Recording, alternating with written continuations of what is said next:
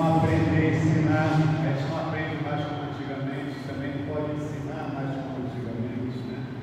Porque o estímulo da internet é muito forte. Então, se você está numa sala de aula para as crianças, para um adolescente, e não tem recursos para estimular o aprendizado, ficar só escrevendo no quadro, ele não vai ter aquele estímulo igual que tem na internet, né? No brincar, a gente não brinca mais também como antigamente, não é isso? No trabalho, a gente não trabalha mais também como antigamente. Trabalha em casa, trabalha, né, remotamente, então tudo. E a dependência, a sociedade hoje está cultivando hábitos cada vez mais sedentários, como a gente viu anteriormente.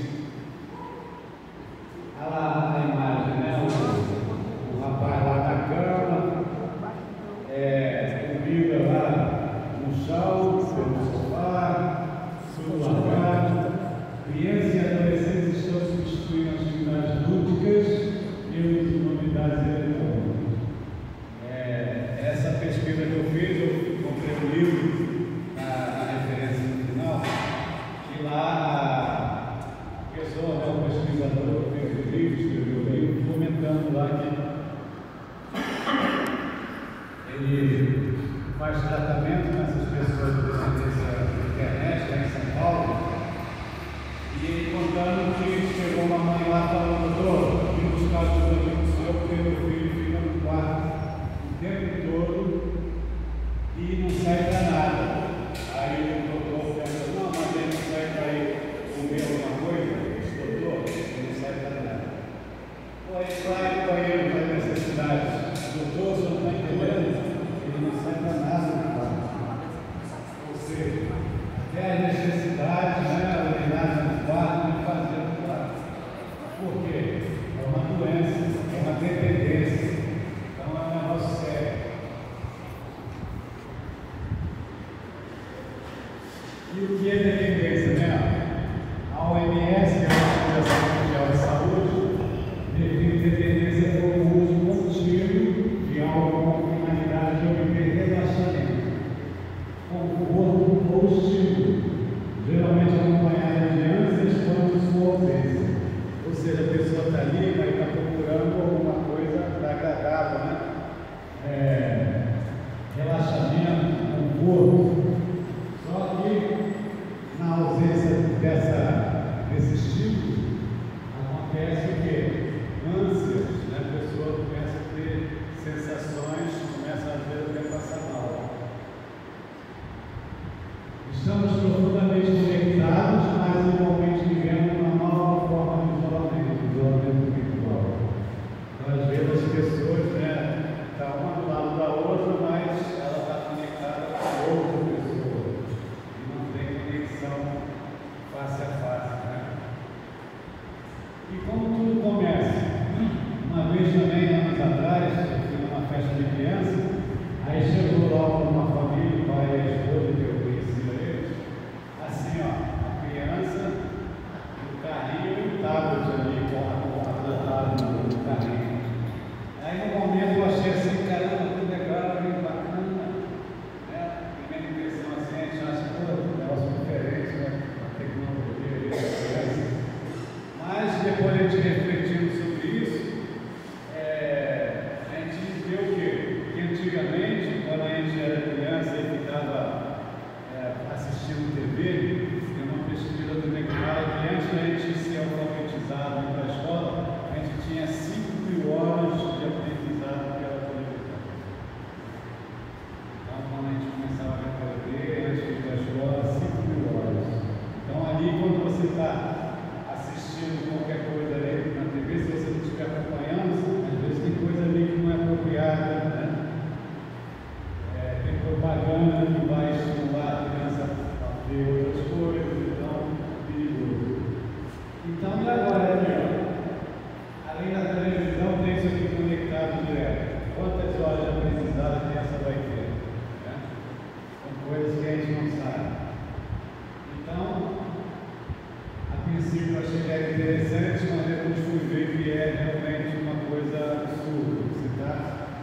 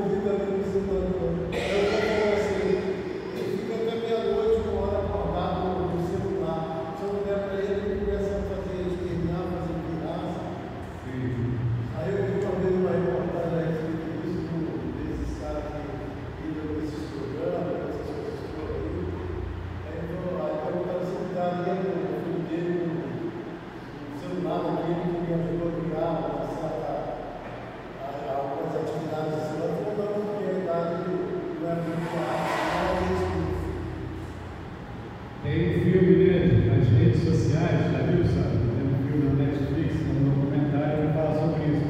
Os próprios desenvolvedores lá dos programas de internet, de jogos, eles proíbem os filhos de usar porque eles sabem que o prejuízo que vai ter. Você também comentou ali da criança, né? Também aconteceu comigo. Eu estava no médico lá esperando a minha consulta. Aí a mãe lá não sabia nem andar. Aí a criança lá inquieta, chorando, batendo na mãe.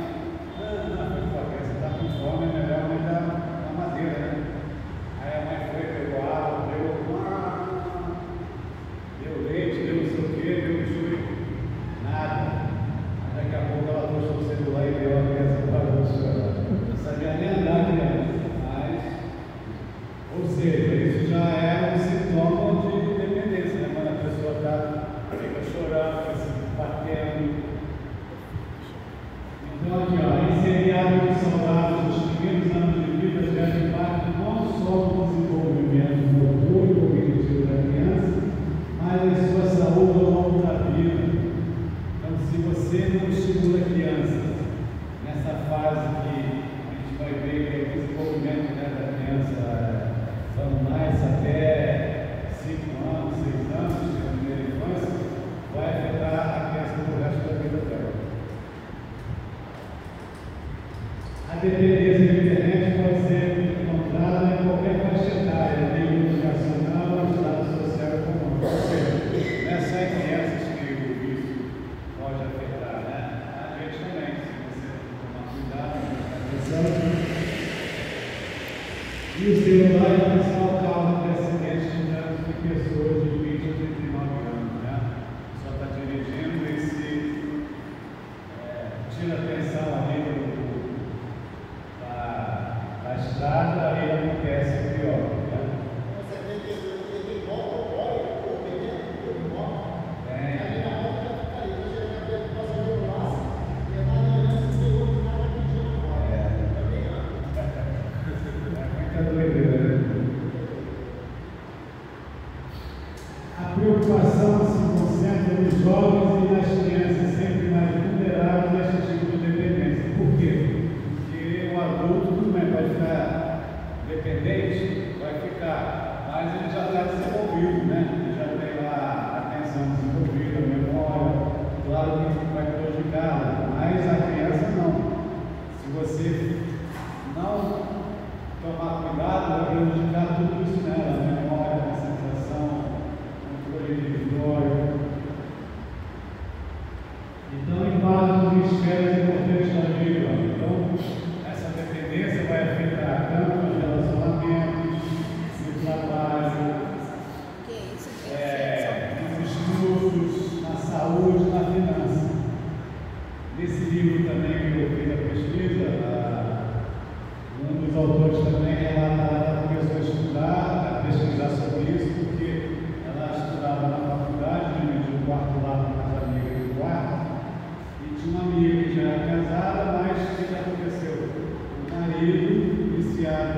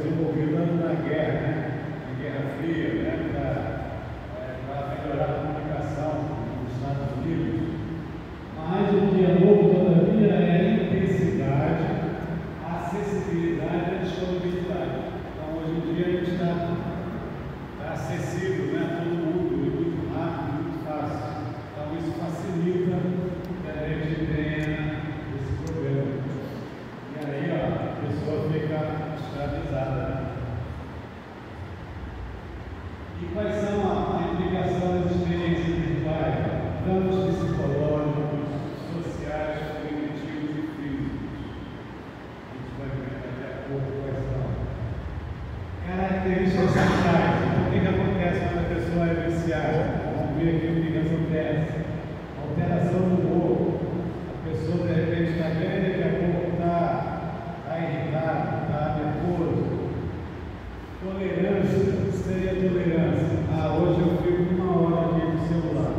Amanhã eu passo de 1 para 2 horas. Depois da manhã já é 4 horas, 5 horas. O Brasil parece estar no 3º lugar do ranking, 3º ou 2º lugar do ranking mundial de permanência na internet. Para vocês terem ideia, né?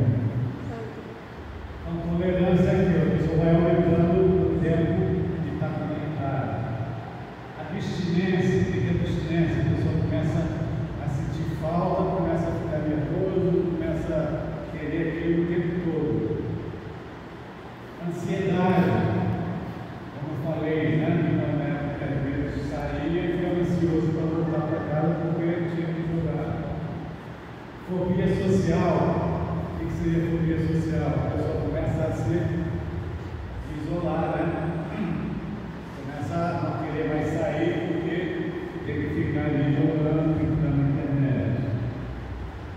Angústia, estresse. Então, isso tudo vai. O que é o estresse?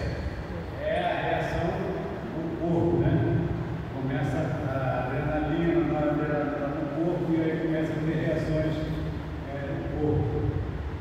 Solidão, baixa estabilidade emocional. O que seria baixa estabilidade emocional? Qualquer coisa, a pessoa se irrita, a pessoa não sabe resolver a situação, né? Não sabe ouvir não. Eu quero ir no shopping agora. Aí a mãe fala, não, agora não dá, só amanhã. Aí a pessoa não aceita aquilo, tem que ser o que quer. Então não tem tolerância emocional. Evitação do restante da vida. Aí a pessoa começa a evitar as outras coisas. Evita ir na igreja, evita ir fazer compra, evita ir no teatro, no cinema, porque quer ficar ali conectado. E quando a pessoa é viciada, né? É igual quando a pessoa está bêbada, vai falar, pô, chega de beber, você já está bêbado. O cara nunca acha que está bêbado, né? Igual aqui, ó. Achamos que você passa tempo demais batendo papo na internet. Aí ele está nervoso, né? Não é verdade. Está lá, 4, 5 horas, mas para ele o tempo não é nada. Em relação aos sintomas, ó, essa patologia é caracterizada por ansiedade, fissura, agitação psicomotora e um padrão constante de prolongamento de horas conectadas, apesar dos danos objetivos do bem-estar psicológico e social. Então, às vezes, mesmo a pessoa sabendo que está tendo um prejuízo, ela não consegue parar, né? Lembra que eu falei dos neurônios, né? Que é a nossa célula especializada no nosso cérebro, chamada neurônio. Aqui é chamada de sinapse. O que é sinapse? São as conexões que os neurônios fazem para fazer as atividades, né? Tudo que a nossa mente controla, né? A nossa respiração, a nossa pulsação, o nosso coração,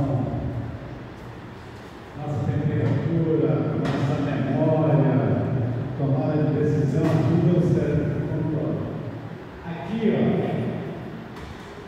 é o desenvolvimento do cérebro de uma criança.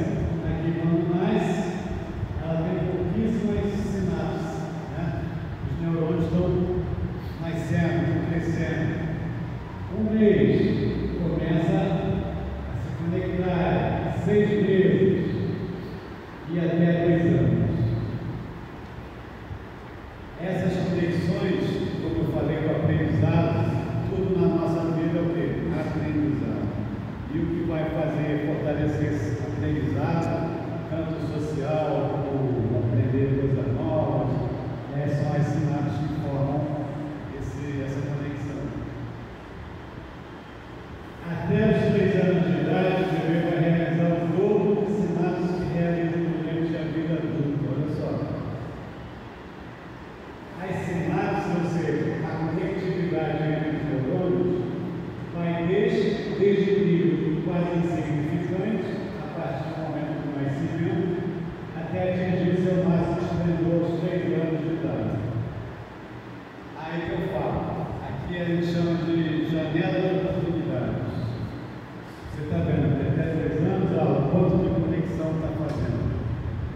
você não estimula a criança a brincar, a ter relações sociais, a falar, a ouvir, a tocar, né, nas coisas, prestar atenção no ambiente, isso tudo são conexões que as sinapses estão fazendo e está sendo aprendizado para a criança.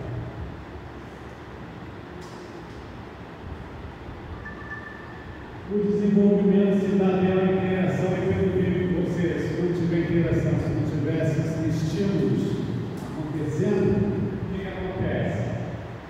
Maturação cerebral versus eliminação seletiva. Maturação é isso que o cérebro está fazendo, se conectando. E eliminação seletiva, ou seja, se você, nessa janela de oportunidade, que até 2, 3, 5 anos, você não estimula a criança, vai haver o quê? O cérebro é energia pura, né? Isso funciona com energia, eletricidade, nossa conexão com o cérebro. Se não tem essa estimulação, vai haver o quê? Uma eliminação seletiva, ou seja, aquele neurônio vai morrer, porque não está sendo utilizado e o cérebro quer economizar energia. Não está funcionando, elimina. Se você pegar uma criança, ela enxerga normalmente, você colocar um tapa-olho nela e deixar ali por uns tempos, né? Se quando você tirar, o que vai acontecer?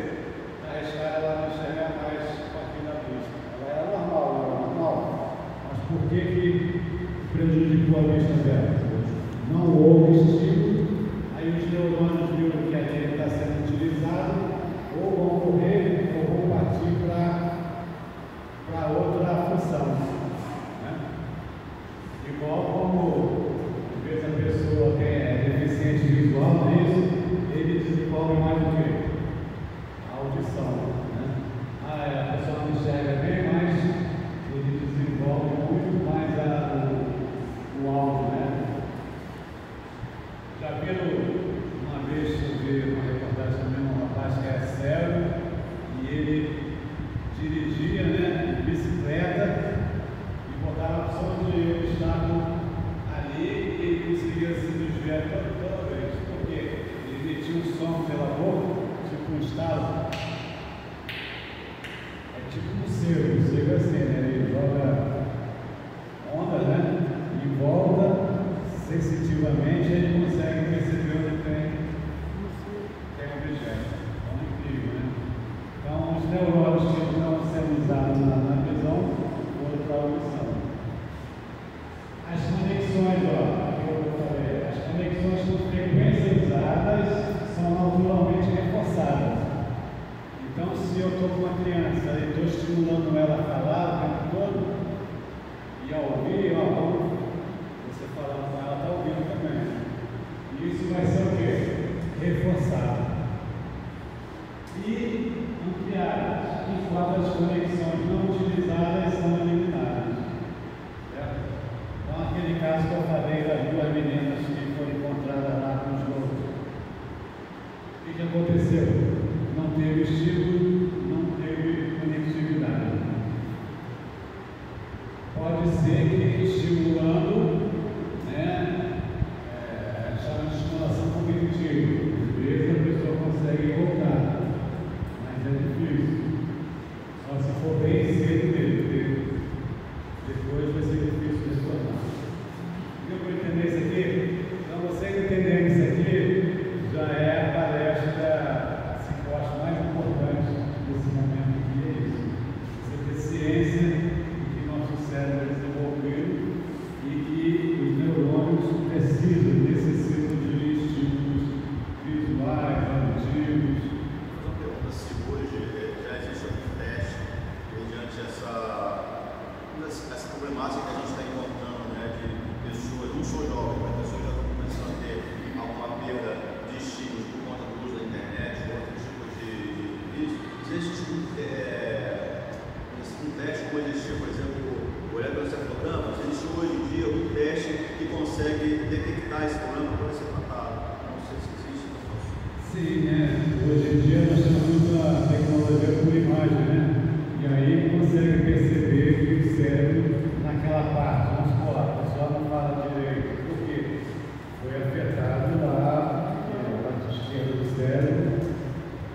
Pela imagem dá para ver que tem uma operaçãozinha lá.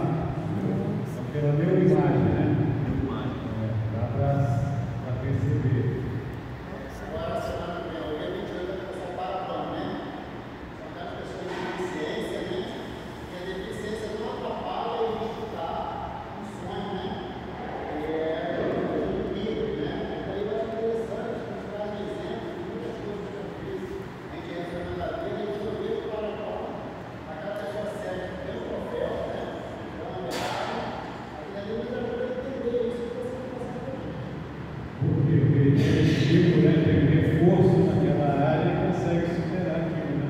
Se sentia meio inválido, né? Na verdade. Então, várias doenças dá para perceber pela minha imagem, né? Alzheimer, por exemplo, né? Que altera também, a pessoa vai perdendo, os neurônios vão morrendo, principalmente na memória, e aí aparece lá na minha imagem o local vago, né? Aí começa a aparecer buracos ali no centro, entendeu? Um atraso do desenvolvimento da fala, a linguagem ocorre frequentemente em bebês que ficam passivamente expostos às telas por períodos prolongados. Então, nesse caso que ele contou lá, a criancinha, que eu vi também, a criancinha não sabia nem andar, está lá, né, colada na tela, está arriscado o quê? Ela ter uma fala atrasada, né? E isso está acontecendo muito hoje em dia. A criança está com 3, 4 anos e ele não fala nada. Por quê? Por que está acontecendo isso? Falta de estímulo. E o pai e a mãe também, a criança só dorme com o celular. Se der o celular na mão, conversa com a criança, não estimula, ela larga lá com a criança, como se fosse a chupeta, né? A chupeta do dia é o celular. Então, aqui, ó, as janelas de oportunidade para a criança, o que vai acontecer, né? É o desenvolvimento físico, cognitivo, emocional também e social. Como eu falei, às vezes a criança não tem a convivência com outras crianças ou com um adulto, ela às vezes vai desenvolver, não vai saber lidar com outra pessoa, né? Vai ficar isolado. As telas têm atrapalhado o sono de seus filhos. Então, muitas vezes acontece isso. A pessoa vai gritar, né? No caso que eu contei. Os estados do sono são processos ativos que participam da reorganização dos circuitos cerebrais, o que torna o aumento do repouso noturno especialmente importante para as crianças. Mas durante o sono que a criança vai se desenvolver, né? O cérebro vai fazer uma faxina, vai organizar tudo o que ela viu, vivenciou durante o dia e vai fortalecer as memórias. Tá? Então, está acontecendo também isso muito hoje em dia, que as crianças vão dormir lá para 5 horas. Né? E temos para investigar se há algo errado. Pensar o tempo inteiro que está conectado, quem está conectado. Né? Sentir necessidade de aumentar o tempo de uso para o que eu vejo prazer. Tentar parar de usar a internet e não conseguir. Sentir irritação e ansiedade durante o tempo que não pode entrar na internet. Então, isso aqui é critérios para identificar se a pessoa já com dependência, né? Mudar de novo, uma criança tem contato com a tecnologia. Ou seja, a pessoa está nervosa, ansiosa e quando entra na internet se alivia. Perder a noção do tempo que fica conectado e não conseguir sair. Ter trabalho as relações familiares e sociais em risco de excessivo, né? Pelo uso excessivo, ou seja, a pessoa precisa tanto tempo ali usando que vai atrapalhar as relações de trabalho. Mentir para as pessoas sobre o tempo que fica conectado. A mãe chega e fala, vamos parar aí, né? Ligar porque já está muito tempo conectado, já está 3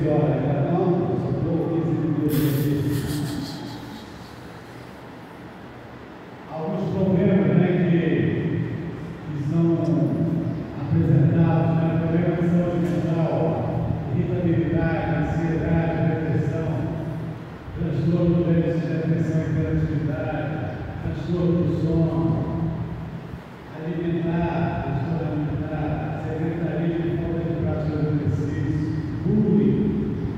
Uma pessoa também na internet pode sofrer bullying também, ou fazer, na verdade, o bullying. Tratamento, quem pode ser feito? Existem alguns tratamentos que envolvem remédios, às vezes é necessário, né?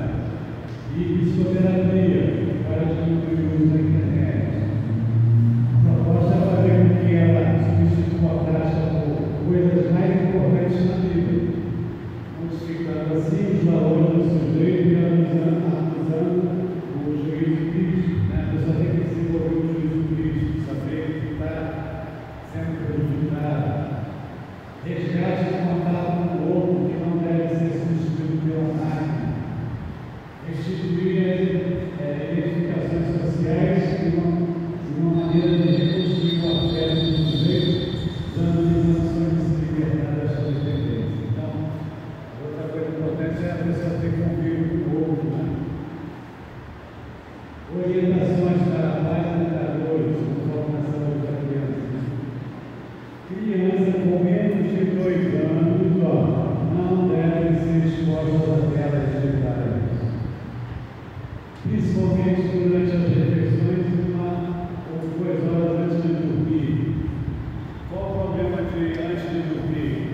Vamos fazer aquele ciclo circadiano, né? Porque o nosso cérebro é conectado com a natureza, né? Sincronizado, e conforme a luz vai abaixando, a gente recebe a química que vai acalmar, para descansar a gente e dormir, e quando o sol aparece, é o contrário, vai animar a gente. E o que acontece? Quando você vai dormir e você está com o celular ligado com aquela luz azul no seu rosto, o que vai acontecer? O cérebro vai achar que ainda é dia, e aí não vai liberar a química que deveria liberar para você relaxar e dormir.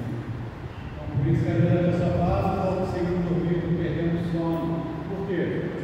Porque está com a luz ali no teu rosto e o teu cérebro não achou ainda negativamente. Então, muito importante, muito interessante. Aproveitar a oportunidade de finais de semana e durante as férias para conviver com a família, com amigos, dividir momentos de prazer, sem o uso da tecnologia, mas com fé e alegria. Participar. Encorajar relacionamentos mais afetivos, melhorar a comunicação com os pais e filhos, entender a necessidade dos filhos, estabelecer regras, coisas que também hoje é difícil. As crianças estão